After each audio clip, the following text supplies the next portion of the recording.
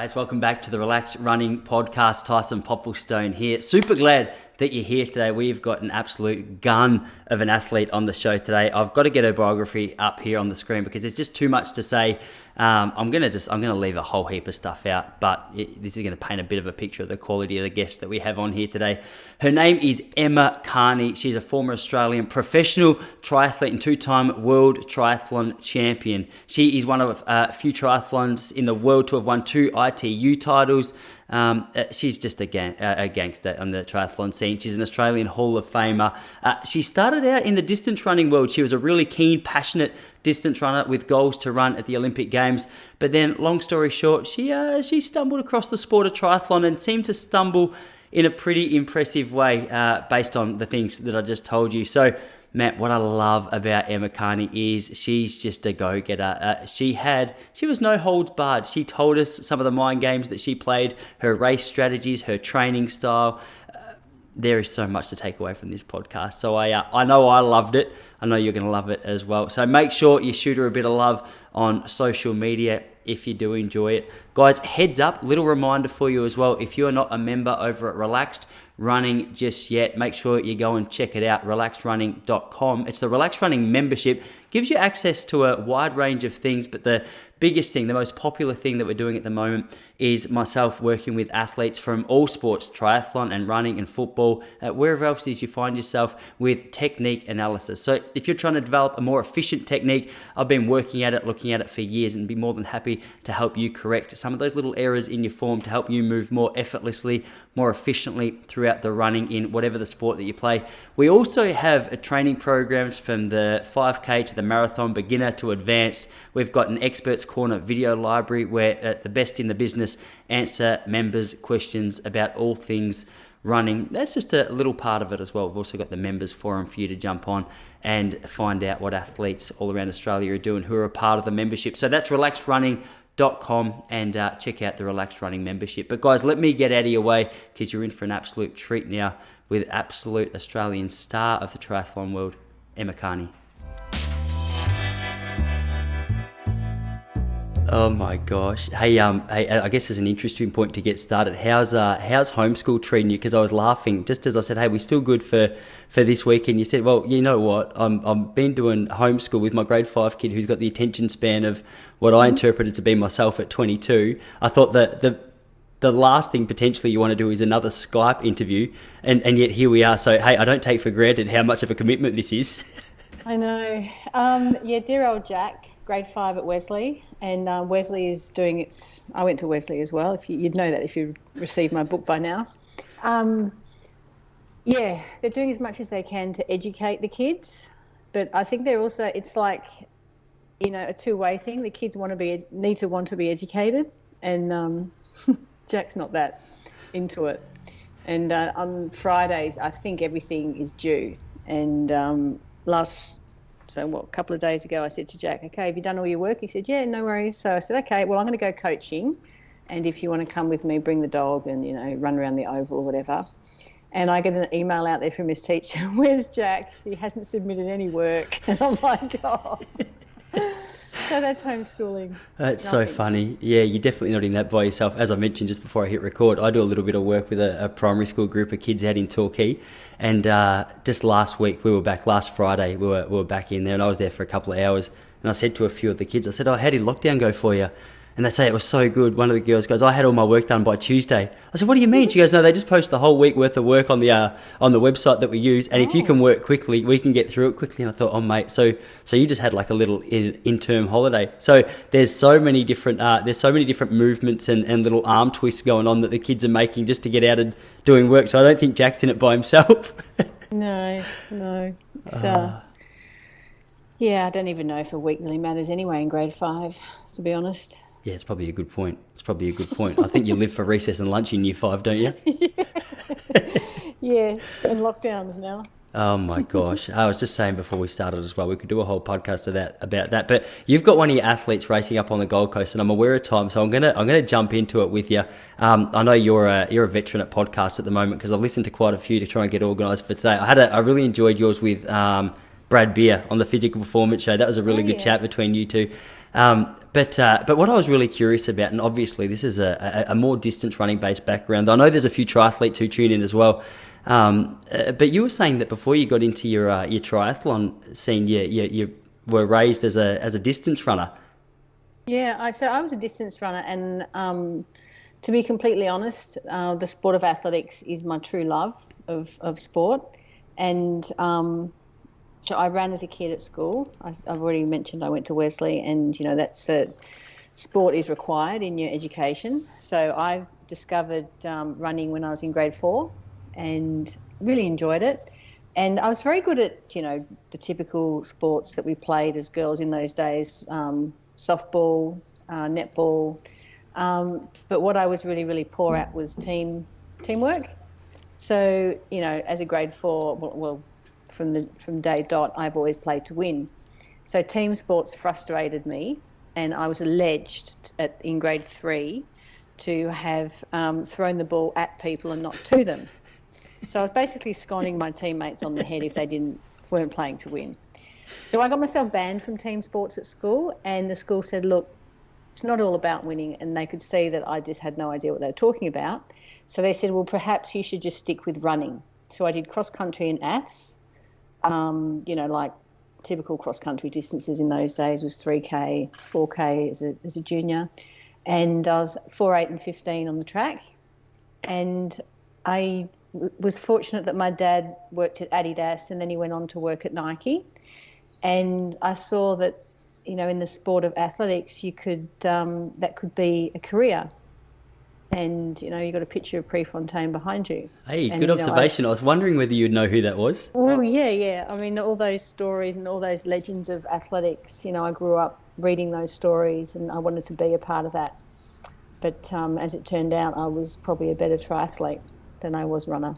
Yeah, it's an interesting transition, isn't it? Because I know there's a lot of I've heard of a lot of athletes. Craig Mottram came from a triathlon background. I think he sort of went in the reverse, came from triathlon as a junior, excelled at the running, and then I know he had a little bit of a crack going back into triathlon sort of in the latter stages of his career. But it's always interesting to see who makes that transition well, because I don't know, I'm not sure how controversial this topic is, but I feel like there's a little bit of consensus. Well, Mottram actually told me this, that if you can run, he reckons you can ride pretty well. You just got to get used to that transition element of, being on the bike. And I don't know if that's true, whether you'd shake your head and nod your head at that. But it kind of depends. I mean, there's some swim runners out there, and they were shocking on the bike. So it does depend on the type of athlete you are.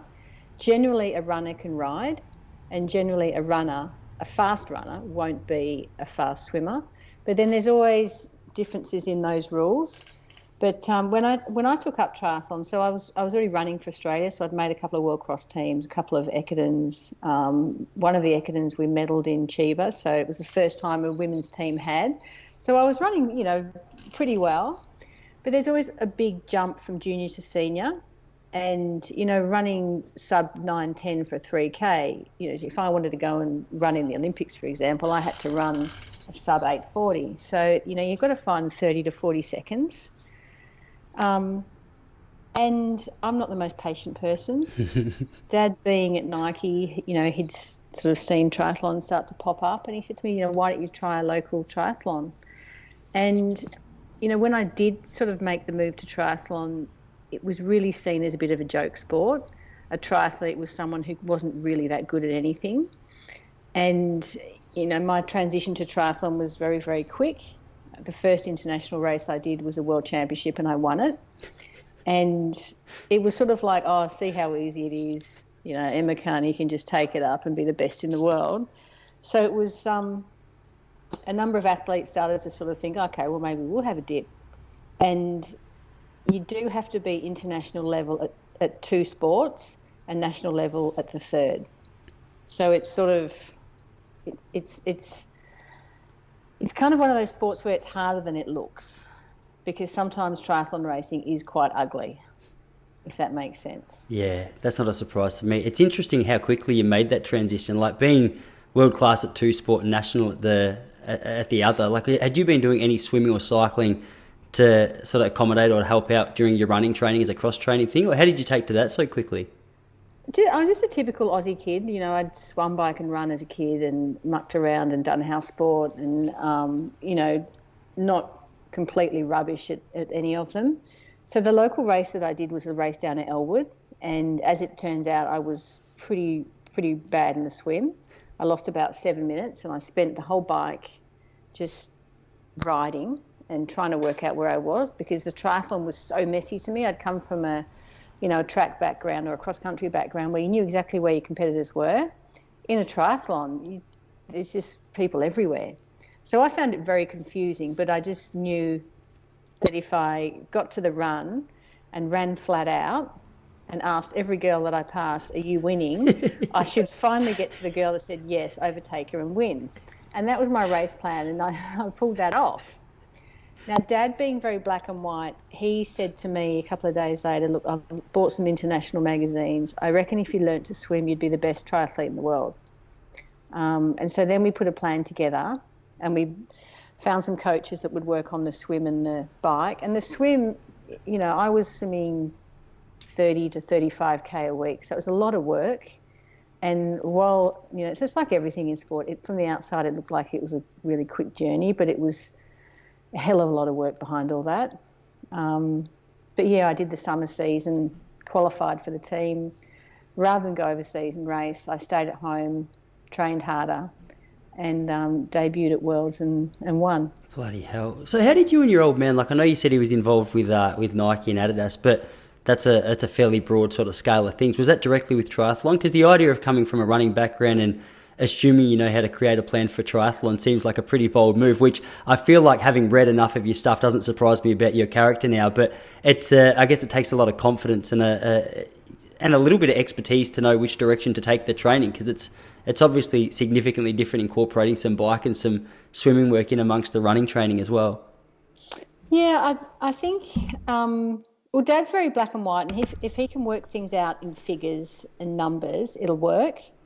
And I always wanted to be a world-class athlete. So I wasn't going to do anything sort of half-baked. So if I could see something on paper was possible, I wasn't going to worry about whether I could or couldn't. I was just going to go for it. And I actually write about it in my book. So we haven't mentioned the name of my book, Hardwired, Life, Death and Triathlon. I actually write about how we, because originally we had to find a swim coach. There's a lot of really, really top swim coaches in Australia, and we would, "Can you teach me to swim? I need to win a world title in 18 months' time." So, they were like, "I'll get off my pool deck." So, we found this lady, Alwyn Barrett, and we actually asked Raylene Boyle. So she's a legend of running. She was at Nike. Not quite sure what her role was, but she was at Nike. It's just there as a token gun. Yeah, she's just been probably hanging out in the Raylene Boyle room. She came up with, because her brother cycled in the Olympics, so she knew cycling. So she came up with a swim and a bike coach. And these were two people that really worked on skill. As it turns out, my cycling was probably better than my triathlon. And if I'd stuck with cycling, I would have done very well in that as well. So, I was very good at cycling and running, ordinary at swimming, but I got to the stage where I could minimise the damage in the swim. That's handy. Yeah, I've heard a lot of people. So one of my friends, I don't know if you've heard the name Brenton Ford before. He runs a coaching clinic. Yeah, Effortless Swimming. He's a good friend of mine. He lives in Torquay himself now, and he was saying that the good news for this is more over the Ironman distance, a triathlon, is that if you look at the amount of time that you're running and you're actually on the bike in comparison to how long you're swimming for, it's not a bad one just to have to try and grind your way through. Like, if you're going to suck at one event, try and minimize the damage in the swim. So what was the journey like that for you? Did you do a lot of work focusing on technique and things like that? Or were you like, I'm just going to put in the hard work and try and do the best I can to minimize the damage and really focus on developing the strengths in the other two legs? Well, it was maximizing the strength in the bike and run. So, I could work on the swim, I could do 70K a week and find an extra 20 seconds, or I could work in the swim. I worked on technique and speed. So a triathlon swim, for example, is the first 300 metres is normally the first can or the first turn buoy. And so the first turn buoy is generally where the first punch up is, because you've all got to, So you need to have that first initial speed to get to that front pack or near that front pack. And the closer I could get to the front was going to minimise the damage. So that's what I needed. I didn't need to go and flog myself and get myself fit because I was already fit. And while there is a limited amount of, for example, you don't train on the bike to run fast, while you can't really do that, what you can do is carry over fitness. So general fitness can be carried across. So that was the sort of theories we worked on, and we did things. And even to this day, I coach high performance triathlon, and I don't practice running off the bike because I don't want to waste my time practicing bad running. Yeah, it hurts. If you want to minimise the impact of the bike on your run, make sure you're fit on the bike because then you'll run better off it. And my theory was always, just from how I felt, because a lot of it was self-coaching as well, a lot of it, if I was running well, I rode well, but my ride would never contribute to running fast. Yeah, that's so interesting. It's so funny. So it's all very one way.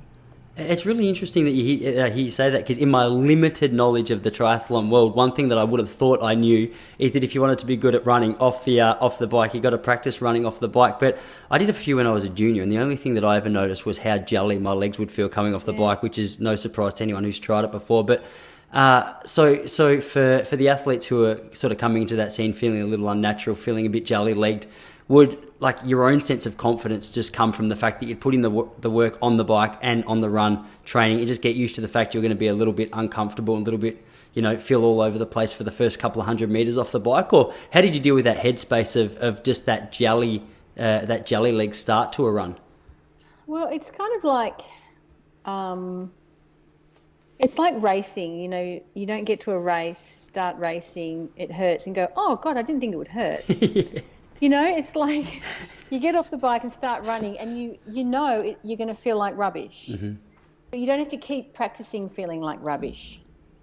Some people that I coach, they can't get their head around that. And so I'll say, okay, rather than get off the bike and run for an hour and hate yourself for an hour, get off the bike and go and do 8 400s at a certain pace. So you're practicing running at a better pace.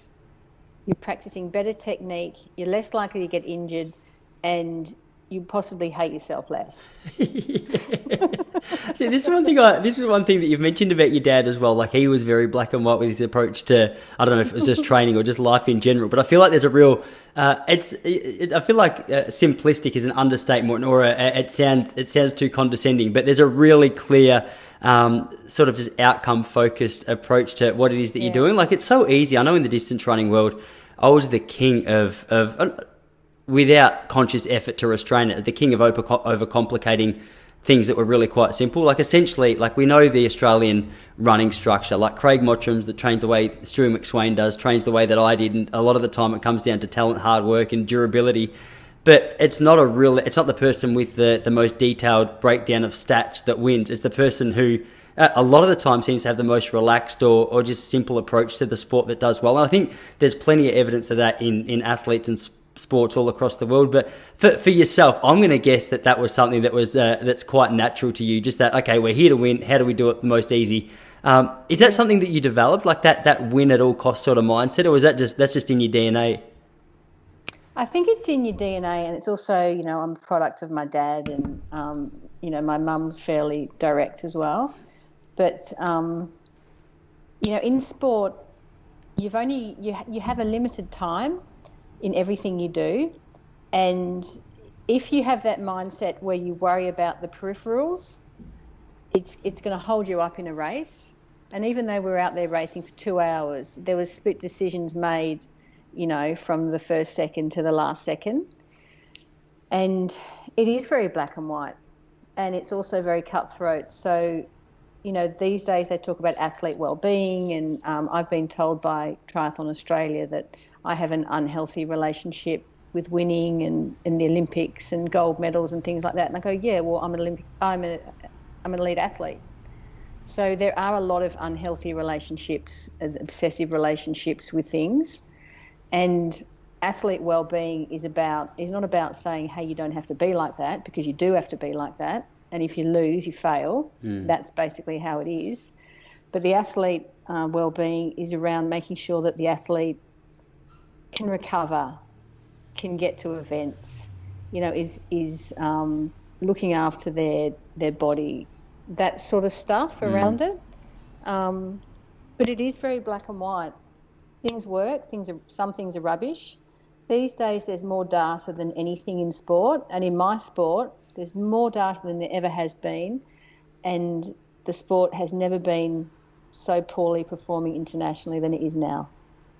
Yeah. So we don't even have a full quota at the Olympics anymore. So we were the top nation in the world, and it now has, the National Federation has now more government funding, more data and more experts, and we're going to drop out of the top 5 nations in the world, which I find heartbreaking. And that's why I'm coaching now, because I've said, hey guys, it's not that complicated. So, and they've said, go and do something. I said, okay, I will. Watch this space. That scares the shit out of me, Em, because I know that with your competitive background that they're in for a bit of a fight. So I will watch this space. And now that you've told me that, I'm going to watch it with a whole lot more interest than what I might have originally. But what is that? It's really strange that the performance of a sport can diminish. And I know like there's such an obsession with stats and data, and I'm sure that you know better than I that there'd be so many triathletes out there that just obsess over that stuff and go, I'm in the best form ever, but might not have that capacity to transform that data through like a little bit of mental strength onto the actual racetrack come race day. So, but what do you put that down to, that poor performance? You said we're about to drop out of the top 5 nations for a sport we used to. I'm pretty sure you were on top of my Vegemite lid when I was 7, weren't you? Like it was a sport that was really celebrated. So I can't understand what's caused that demise in performance. I don't know. I just, everyone's gone data mad, and there's a place for data. Like, don't think that I get out there and I just, go for it. My athletes have a lot more rest than I did, and I don't think it's about training hard. I think it's about resting properly as well. But, for example, I had an athlete, she was actually from India, contact me and say, look, can you help me with some coaching? And, I always ask some background information on what they've been doing, and a lot of rest days. And I said, it's almost as if you've got rest days, like everything's designed around a rest day. And she said, oh, yeah, well, I use Training Peaks, and when my training stress score becomes high, I take 2 days off. And I'm like, you do know that's an algorithm that someone's made up. Yeah. And she said, yeah. And I said, so if someone's made it up, they probably weren't even elite athletes. So they're just making it up. And so if you can smash the shit out of that, not get injured, keep training, you're probably going to train harder than someone else, which is what you're going to have to do to be the best in the world. You have to be better than someone else.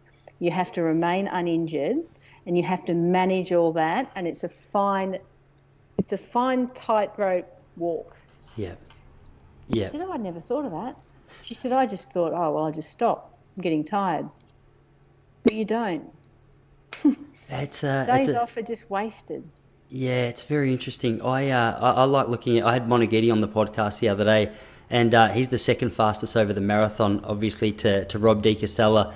And you look at photos of Deke back in his day, and he was running with one of those watches that you would laugh. I'm pretty sure they sell them in all vintage stores now. It's pretty much got the time and a stopwatch on it that I think after an hour flicks back to 0 and goes around again. So it is amazing. Just that I guess it's across many sports that there's an obsession with data and maybe a little bit less grip. But yeah, you're right. So it has its place, but just don't let the don't go so data mad that you can't stay tuned in with your own physical feeling. I mean, Deeks, if he was an athlete around today, all the experts would say, no, you're too big, wouldn't they? Mm-hmm. Way too big, nah. But Deeks was so mentally tough. And another thing that I loved about Deeks, and I always ask him when I see him, he used to believe, don't take a day off, but go for a massage run. And the massage run was about jogging slow enough that you're actually massaging your legs, but you're not taking a day off. Yeah, I feel like he's cut from the same cloth as a person like you. Yeah, I've introduced that to my athletes. okay, let's go for a massage run. And, halfway through, how's the massage going? And they're like, well, this is not a very good massage. You got to have a bit of deeps in your program. That is so funny. So it sort of leads me to an interesting question, because obviously recovery does have an important part in your training schedule, and in order to, and feel free to counter me on anything that I'm saying right now. I'd love to be. You're a far better athlete than I ever was, so feel free to educate me. But like the idea of taking rest days is obviously key in allowing your body to recover from certain sessions and certain spaces. But how did you like, as opposed to your Indian friend who came to you asking for guidance on how to structure a training week around her rest days, how did you adapt or how did you incorporate some rest and recovery into your training? Like, were there any signs that you looked out for to be like, all right, like this is where I need to just put the brakes on for a few days? Well, back in the day, you had the morning heart rate, and we used to do blood tests every sort of 6 to 8 weeks, and we'd make sure that our levels were correct and things like that. I'd always try and have sleep, a certain number of hours each night. But it is a fine line, and with triathlon, you've got the swim, bike and run. So you've got the 3 disciplines, so taking a day off, suddenly you might lose, a discipline training for that day. So, quite often it wasn't so much a rest day, it was a recovery day. Because, riding your bike for an hour, I always used to have the theory that the bike was 3 times the run. So a 3-hour bike ride is like an hour's run. So if you went and rode your bike for an hour, just easy, it was kind of like a Deeks massage run. So it was a recovery day. And then, the swimming, if you could have an easy swim, like you might put your fins on or something like that and do a stack of drills. So it's not a complete day off, but it was recovering, an active recovery day. That was sort of what I used to like to do. But, I mean, rest days, you did need them, after races particularly. So, it is sort of a question of how. So some athletes that I coach, for example, they don't have to work so hard in the swim because they've come from a swimming background. So they have a lot more opportunity to rest because they're not really trying to get that time in the pool in there. So it kind of varies on the athlete. Yeah. Yeah, I'm just through the back of my mind as you're talking now. It's just I can't stop thinking about what we were saying with the data as well. I'm looking back over a couple of the men's world records. I think men's world records, men's Australian records, and thinking back to Ralph Dubell ran 144 back in, I think it was Mexico, and then until 10 years ago, Ryan Gregson broke Mike Hillard's 1500 meter record, I think, which had been around since the 70s, and then. Up to the marathon, Deek broke that. I don't know what year that was. I reckon it was 1928. He ran 2:07. It's gone back a few years now. No discredit. It's actually more I mean that as a brag and a congratulations to Deek than a spite. But, it sort of fascinates me. I think I overestimated just how much progress had been made in a lot of distances. And I guess it at least gets your brain ticking over just how much progress is made through an obsession with that. But I wonder, like with your athletes, how do you manage that? Because I think I'm 34, and I know there's a lot of people my age who are running around at the moment who are obsessed with Strava, and it's fair enough if it gives you a little bit of inspiration to go out for a run, so you can post it. Well, I guess that's better than not going for a run. But when it comes to actually progressing your performance, there's obviously a nice balance between the approach that people like yourself and Deek and Mona had to the sport, and like a little bit of a conglomeration of those two facets. So where do you find like a little bit of a middle ground with your athletes, or is there a middle ground? I guess it's quite individualized, really, isn't it? Yeah, it is. I think you've got to really know your athlete, and you've got to know where they've come from. So an athlete I'm working with very closely at the moment, who I think will be the next great triathlete to come out of Australia, Emma Hogan.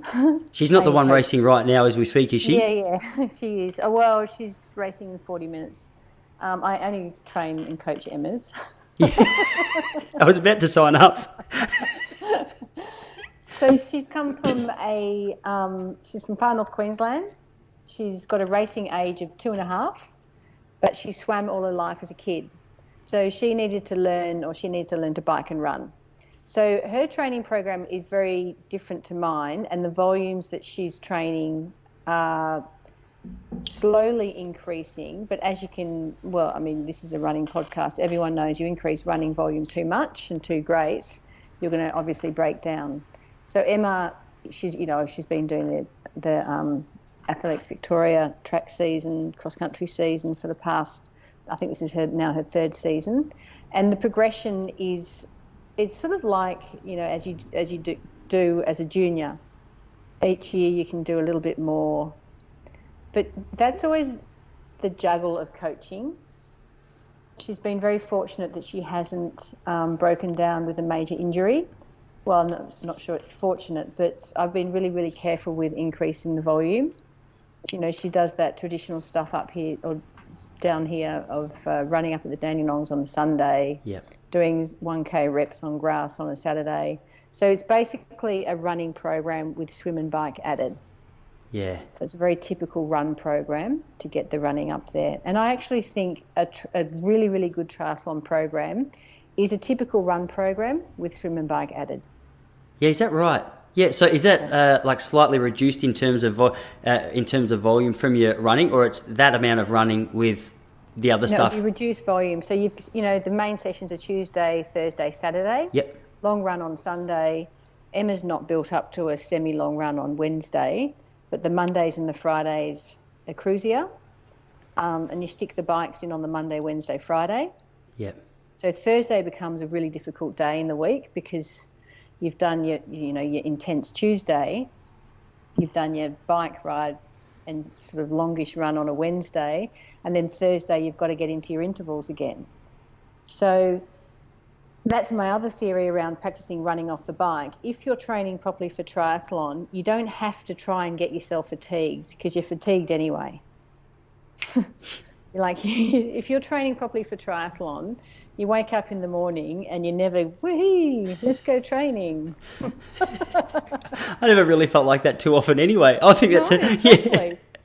Yeah, that's really interesting. So, for your own personal story, when you were making that transition from running, I know you said you had a little bit of assistance from people in and around the sport of triathlon, but did it take you a little while to figure out how to incorporate that other work in amongst the running training? Because I know it's strange in the running world or anything for that matter. When you're getting involved for the first time, you can get overwhelmed by details and you're not sure whether you're doing it right or you're doing it fast enough or slow enough or blah, blah. Yeah, killed by details. But was there, what gave you the confidence to do the work that you were doing? Was it the fact that, you sort of knew how to structure your running training and you just, wiggled around a little bit with the bike and the swim? Or how did you come up with that program and commit to it? Well, so my running was always going to be priority. So I was always going to finish, the running was going to be the priority. So I kept my running program. And I lived out in Eltham, and Eltham's a very hilly area. And fortunately, the bike rider, the guy that I was working with, Harry Shaw, he was about 65-year-old, just, one of those old sneaky bike riders that just taught you how to sniff the wind and where to sit on the road. He lived in Diamond Creek, so very close. And the hills around Eltham, Diamond Creek, St Andrews, King Lake, they were really, really good for just getting that fitness on the bike. So you don't have to do quite as much volume that way.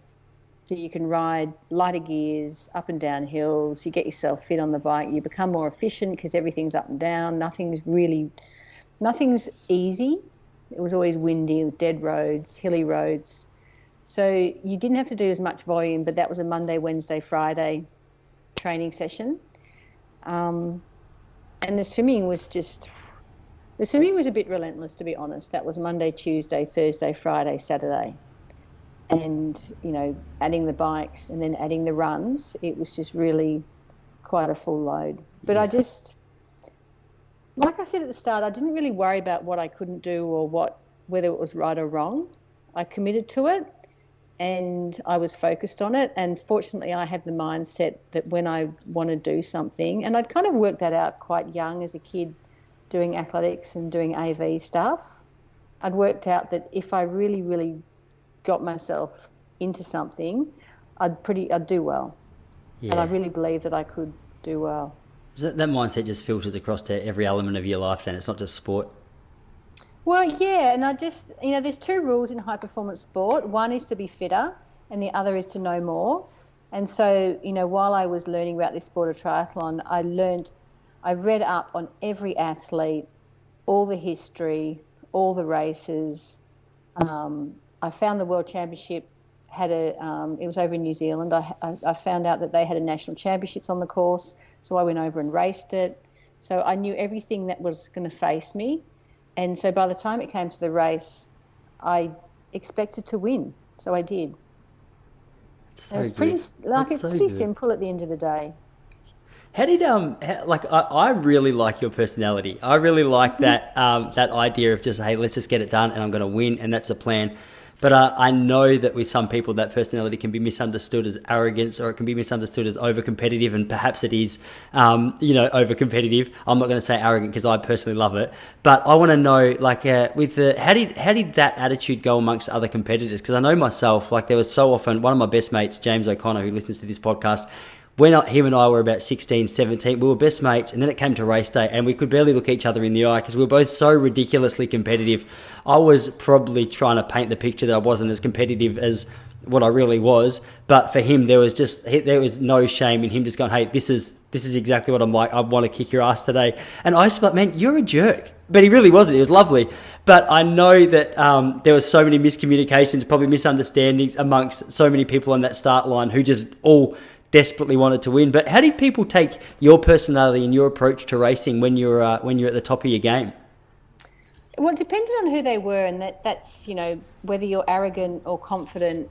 The people that call you arrogant don't like you, and the people that think you're confident, they like you. That's a great point, actually. That's a really good, what do you call it? I don't know the word, but it's great. I've always believed that was the case, and to be honest, I didn't really care. That's always a problem when I don't care, because I really don't care. I feel like if you had to ask me the answer to that question, I probably should have known that you wouldn't. And when people hate you and you're racing them, it actually makes it easier. It really does. Because, if they want to be like that, I've got to get this call. Oi, you go.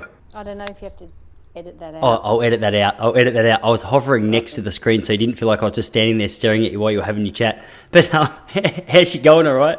Well, she's just... she's young. So she's 20... She just turned 21. Got a racing age. Well, this year she'll be 3.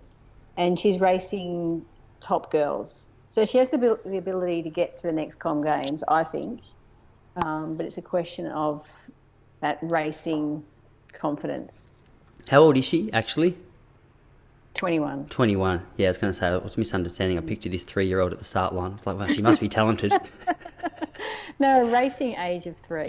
Yeah, awesome. Okay, so how long till her race starts? 25 minutes. Yeah, sure. When you said that you had to take that call, for a moment when the phone rang, I thought you meant we had to end it there, which it's fine if you got to go. No. But I got confused for a minute. What were we saying before that? You were talking about, hey, I love your point about the that difference between arrogance and confidence. It's so true that the people I dislike, I would just be like, yeah, it's arrogance, but it really is So I feel like you were midway through a thought on that, and I was really enjoying it. So if you can remember that, please continue. Well, I think I just said that I didn't really care if people didn't like me. And, your competitors, if they don't like you, it makes it easier to beat them because that's right, yeah. What do you got to lose? They're not really in your life anyway. They're only there to be beaten. And, I'm an athlete who wanted the race to be about me, and maybe that's that selfish elite athlete mentality, but I didn't want to walk away from a racetrack and people talking about someone else. I wanted them to be talking about me. Yeah. So to do that, I had to win. That's really interesting. I was listening to a great podcast this morning. It was a Joe Rogan podcast. I don't usually get into these ones, but it was a UFC, like the Ultimate Fighting thing. And he was talking to a friend of his who was right into jiu-jitsu, and they were talking about the different types of ways that jiu-jitsu players compete.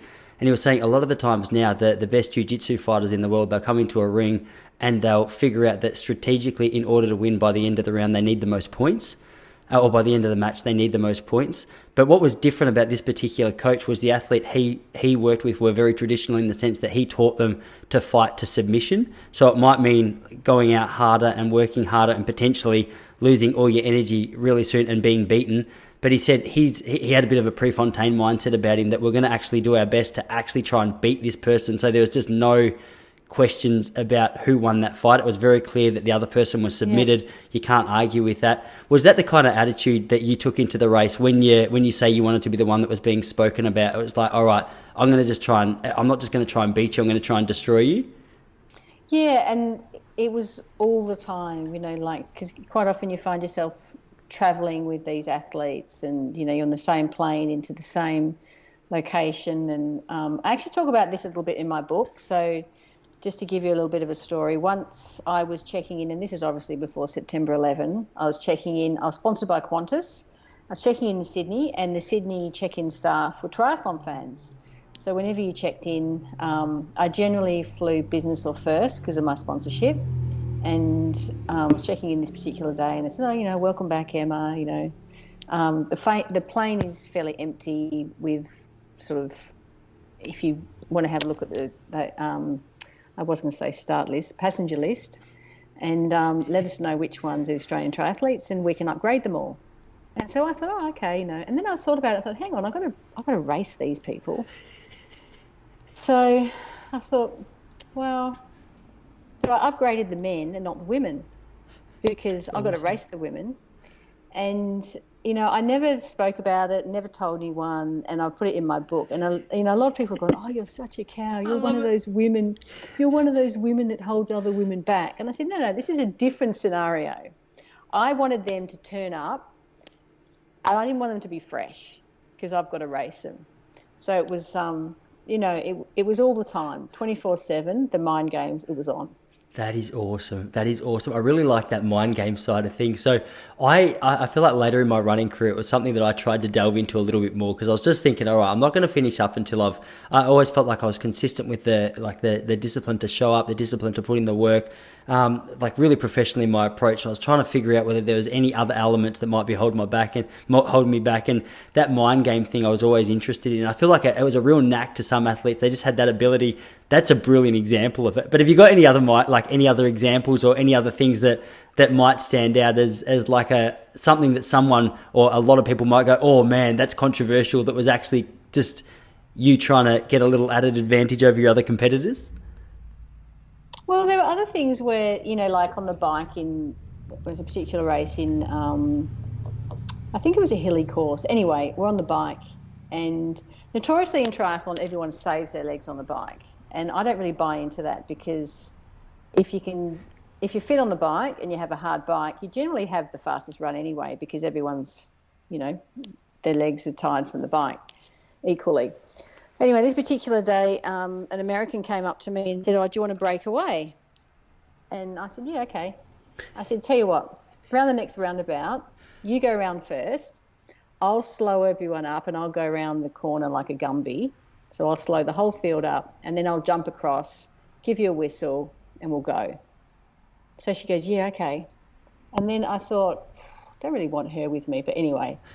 She wasn't a particularly fast runner, so I thought, oh, this will be pretty safe. At least it gets rid of the rest of the field. So, went round the roundabout. I went round, 40-point turn around this roundabout, and she took off. I jumped across, went past her. By the time I got to her, I was going so quick that I just shot straight past her, and all I got from her was a gob full of anger. So I just laughed so hard. And then I thought, oh, screw this, and I just kept going. So from then on, she would never work with me on the bike, and I was like, oh well. Oh yeah. So I'd always do that sort of stuff, and I liked to be unpredictable. Sometimes I'd work, sometimes I wouldn't. Sometimes I'd throw a spanner in the works. It was actually a lot of fun out there. It sounds like so much fun. It sounds like. So how long was your career in total? Like from the day you transferred across from distance running to the day you said, all right, that's enough? Well, 94, I had a cardiac arrest. So that was when I stopped. Mm-hmm. My performances dropped around 98. Broke my foot in 99. Very, very controversial omission from the Sydney Olympics. Yep. So I suppose it was, 10 years, which is not very long. But I was very, very dominant. My heart condition ruined my career, and that started to sort of emerge after only about 4 years on the circuit. So, from 95, 96, 97, I hardly lost a race. So it's in that period of time, I won more races than anyone ever.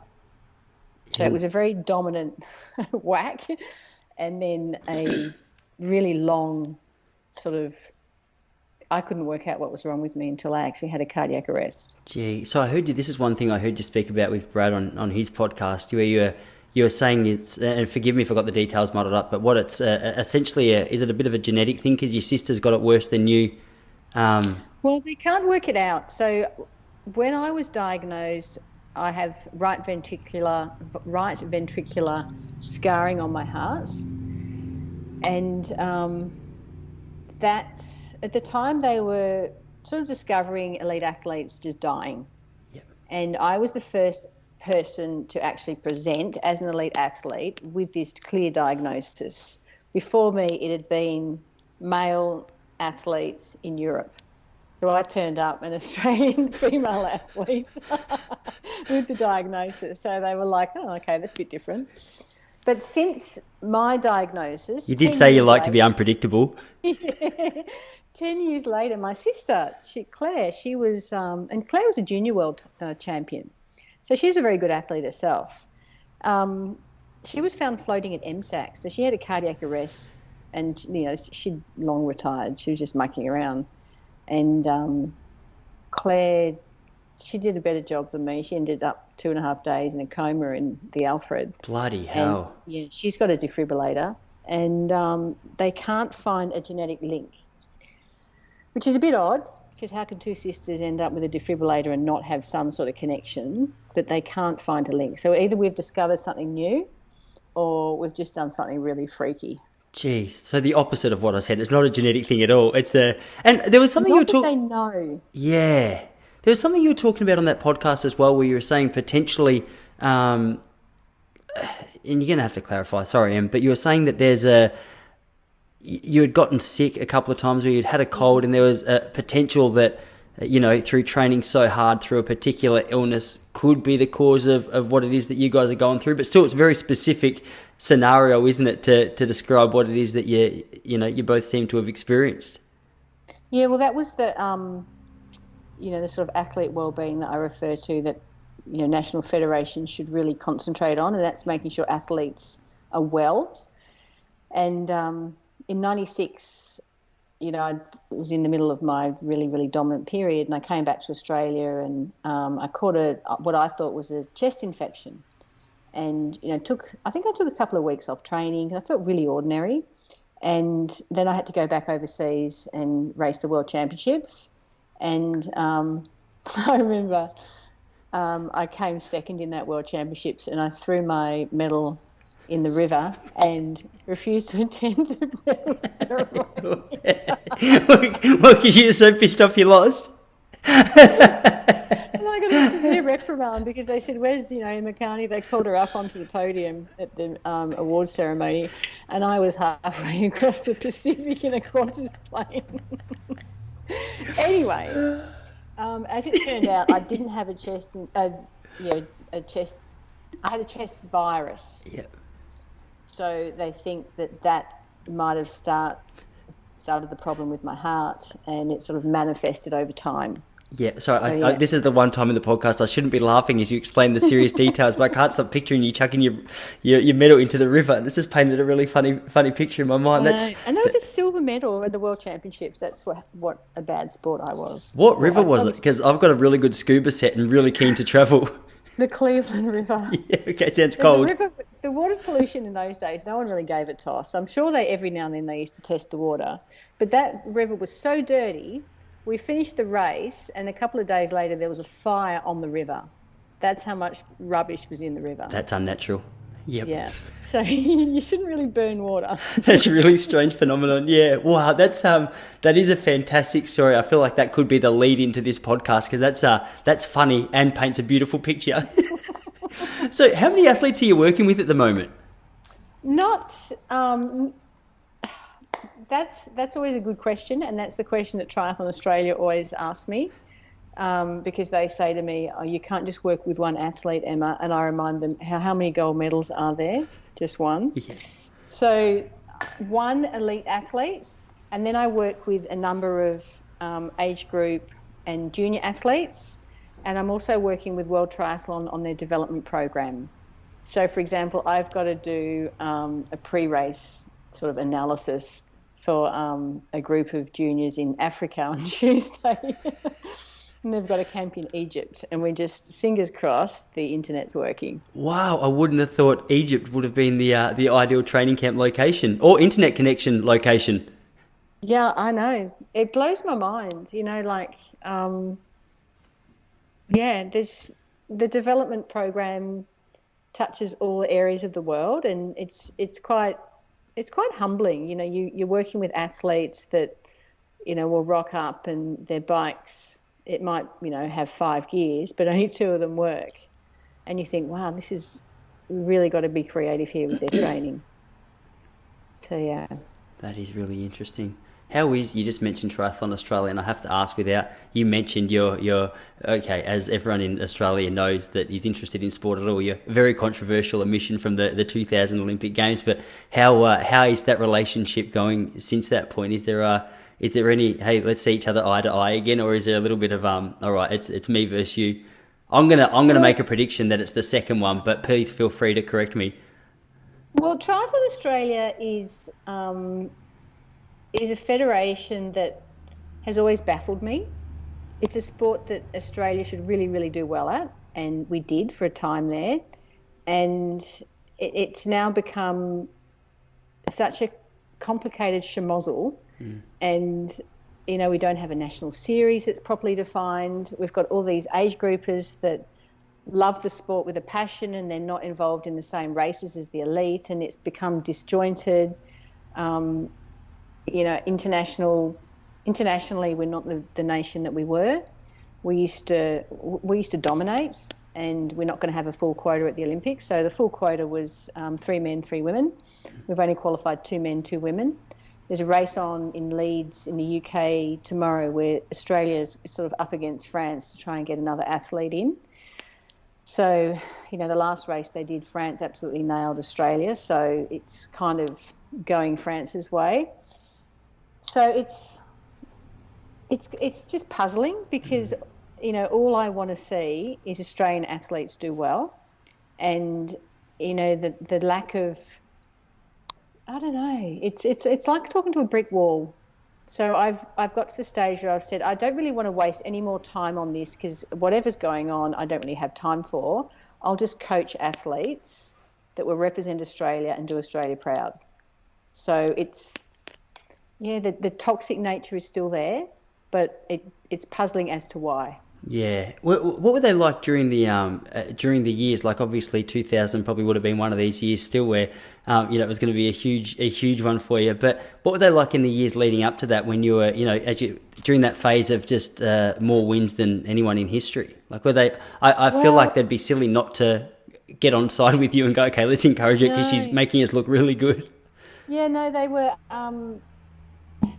it was a weird time, and I've never spoken about it until I've written the book. And the book has, I've had people from Australian sport very high up contact me and saying, wow, we had no idea this was going on.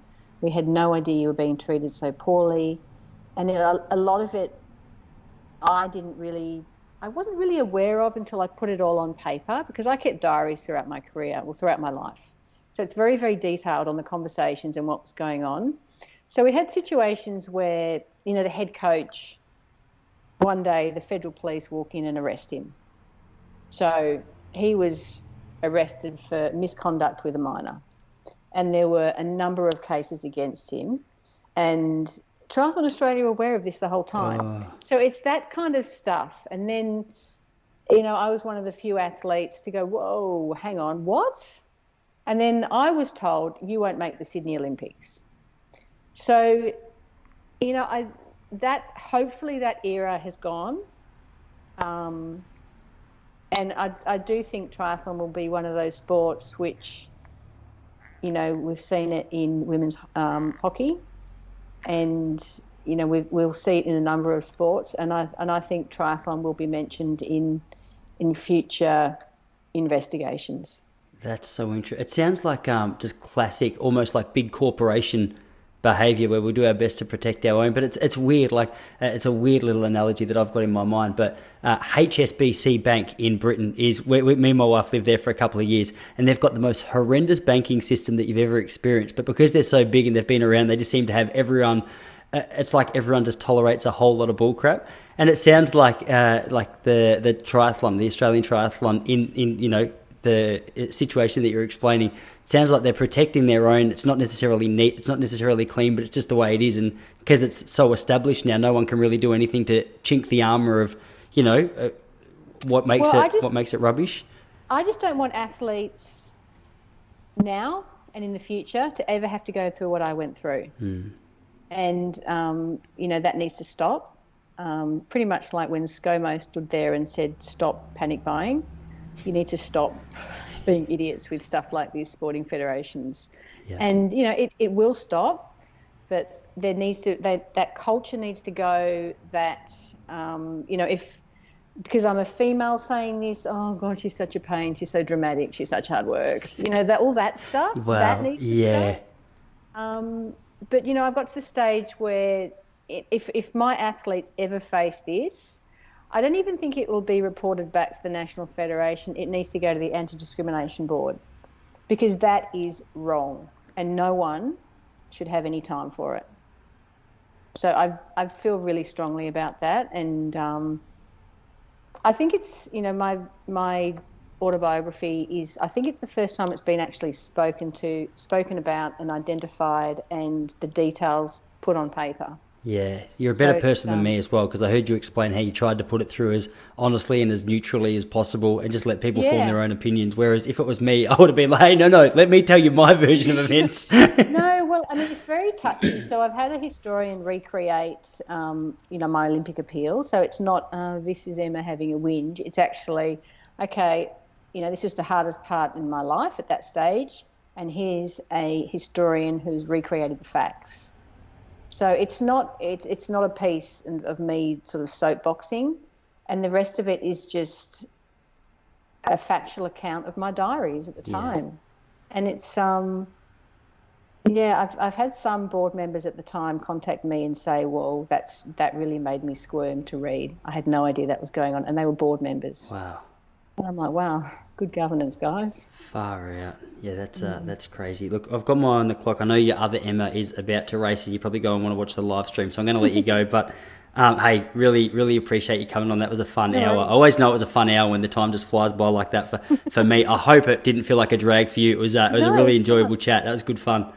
Yeah, thanks for having me. No, of course, awesome. And well, I'll make sure I read your book when I get it, and also tag it in the show notes and on my website for anyone who's interested in getting a copy. So, hey, thanks again, and hey, good luck with your athletes. I'm looking forward to watching them progress. Yeah, and come on, Emma Junior. Hey, it'll be a lot of fun. What's her name? Emma Hogan. Emma Hogan. All right, come on, Em. Yeah. All right, hey, we'll leave it there. Thanks a lot.